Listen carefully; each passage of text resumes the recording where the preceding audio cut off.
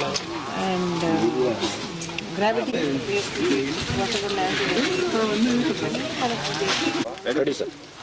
అందరికీ నమస్కారాలండి. మీ అందరికీ తెలుసు అమరావతి రాజధాని కృష్ణానది పక్కన ఇటు గుంటూరు అండ్ విజయవాడ మధ్యలో నిర్ణయించింది. అయితే ఇక్కడ 217 చదరపు కిలోమీటర్లో ఈ అమరావతి రాజధాని కట్టడానికి ఆ రోజు నిర్ణయించడం ముఖ్యమంత్రి గారు. దానికి సంబంధించి 41,000 కోట్ల రూపాయలకి టెండర్స్ ఇవ్వటం, వర్క్స్ టేకప్ చేయటం, కొంతవరకు వర్క్లు అయినాయి. అదేవిధంగా అధికారుల కోసం బిల్డింగ్స్ దాదాపు 3,600 బిల్డింగ్స్, కొన్ని అయితే 90% అయిపోయినాయి, కొన్ని 80% అయినాయి, కొన్ని 70% అయినాయి.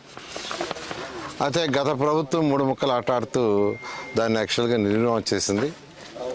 అయితే మళ్ళా ప్రభుత్వం వచ్చే ముందే ముఖ్యమంత్రి గారు చాలా క్లియర్గా చెప్పారు, ప్రభుత్వం రాగానే వెంటనే అమరావతిని టేకప్ చేస్తామని రైతు సోదరులందరికీ చెప్పడం జరిగింది.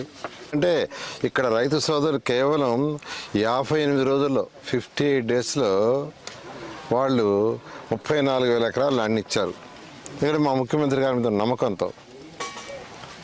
అయితే దానికి తగ్గట్టుగానే మేము ఇక్కడ డెవలప్ చేయడానికి అన్ని విధాలు చేసి టెండర్లు ఇచ్చి 41 కోట్ల రూపాయలకి టెండర్లు ఇచ్చి దాదాపు ఒక 5,000 కోట్ల రూపాయలు కూడా పే చేయటం జరిగింది.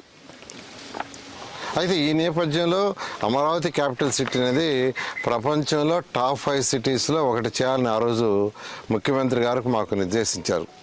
ప్రపంచంలో ఉన్న టాప్ 5 సిటీస్లో ఒకటి కావాలని. దానికి తగ్గట్టుగానే దీన్ని డిజైన్ చేయించాం సింగపూర్ వాళ్ళ ద్వారా. మళ్ళా Norman faster and partners London వాళ్ళ ద్వారా బిల్డింగ్స్ యొక్క డిజైన్లు చేయించి యాక్చువల్గా వాటిలన్నింటినీ స్టార్ట్ చేయడం జరిగింది. అయితే గత ప్రభుత్వం వాటిలన్నింటినీ పక్కన పెట్టడం జరిగింది. మళ్ళా రాగానే ఇప్పుడు యాక్చువల్గా ఇదంతా కంపలతో మొత్తం ఈ 34,000 ఎకరాలు ప్లస్ ప్రభుత్వ భూమి మీద అంతా కంపతో నిండిపోతే వెంటనే 36 కోట్ల రూపాయలతో కంపలు కొట్టే యొక్క ప్రోగ్రామ్ని ఈ నెల 8వ తేదీ స్టార్ట్ చేసాం. నిన్నటికి 50% పూర్తయింది. మరొక రోజుల్లో మిగతా వరకు కూడా పూర్తి అవుతుంది. 1 మంత్లో పూర్తి చేయాలని టార్గెట్ ఇచ్చాం. అన్నట్టుగానే ఆ ఏజెన్సీ పూర్తి చేస్తామని వాళ్ళు మార్నింగ్ కూడా చెప్పారు. అయితే ఎక్కడైనా క్యాపిటల్ సిటీ కట్టేటప్పుడు గ్రీనరీ ఇంపార్టెంట్. గ్రీనరీ మా ఏడీసీ చైర్మన్ ఈ యొక్క గ్రీనరీ మీద ఆమె కాస్త స్పెషలైజేషన్, ఆమెకు చాలా ఇంట్రెస్ట్. హైదరాబాద్లో కూడా చాలా డెవలప్ చేసింది. ముఖ్యమంత్రి గారు ప్రత్యేకంగా చెప్తే ఆమె ఇక్కడ 4 నర్సరీలు యాక్చువల్గా డెవలప్ చేసింది. నేను ఇవాళ యాక్చువల్గా ఒక నర్సరీని 2 నర్సరీలు వెంకటపాలెం సెంట్రల్ నర్సరీ ఒకటి విజిట్ చేశాను. దాదాపు 6 సంవత్సరాలు అయిపోయినాయి. చెట్లని పెద్ద పెద్ద మానలు అయిపోయినాయి, చాలా పెద్ద పెద్ద చెట్లు అయిపోయినాయి. అవన్నీ యాక్చువల్గా ప్లాంటేషన్ చేస్తుంటే ఈ రోజుకే సిటీ బ్యూటిఫుల్గా ఉండేది. అయితే గత ప్రభుత్వం అటు వదిలేసింది. అదేవిధంగా ఇక్కడ అమరావతి క్యాపిటల్ సిటీలో 4 పెద్ద పార్కులు, ఒకటి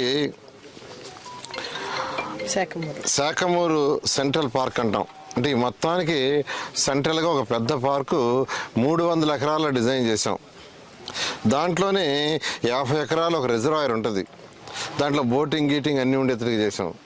సో అటువంటి శాఖమూరు సెంట్రల్ పార్క్ ఒకటి 300 ఎకరాల్లో డిజైన్ చేసాం.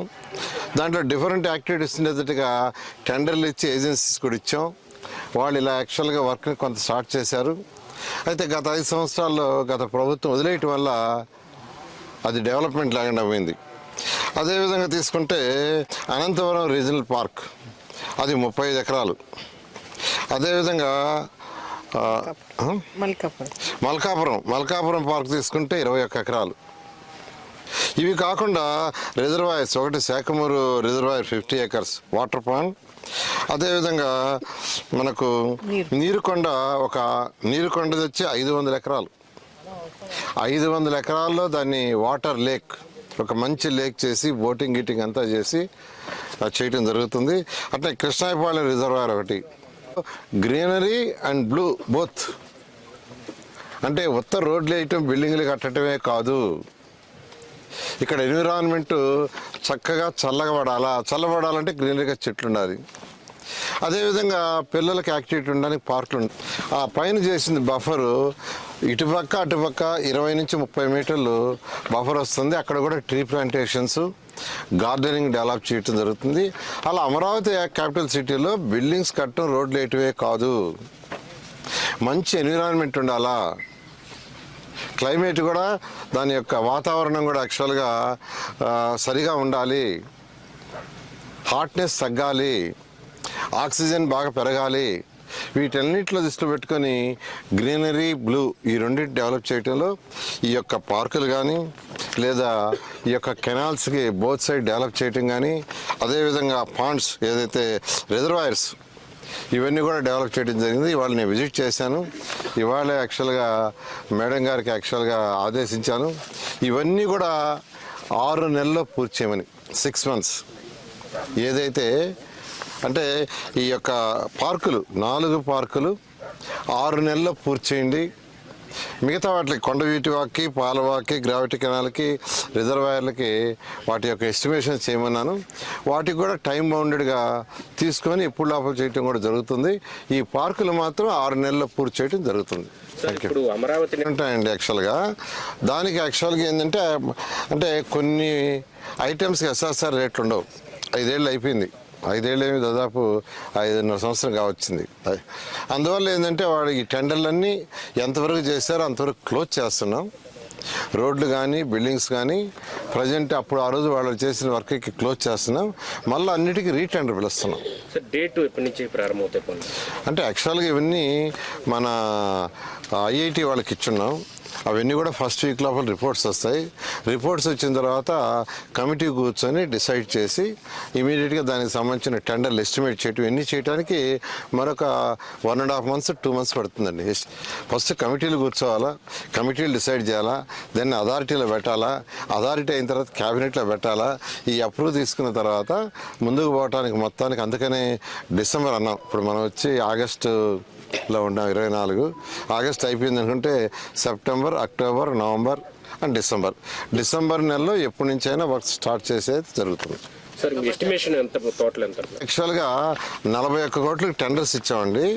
అది కాకుండా మరొక 9 కోట్ల వరకు కొన్ని రోడ్లు ఉన్నాయి. అంటే కొందరు ల్యాండ్ ఇవ్వక అవన్నీ ఆగిపోయింది.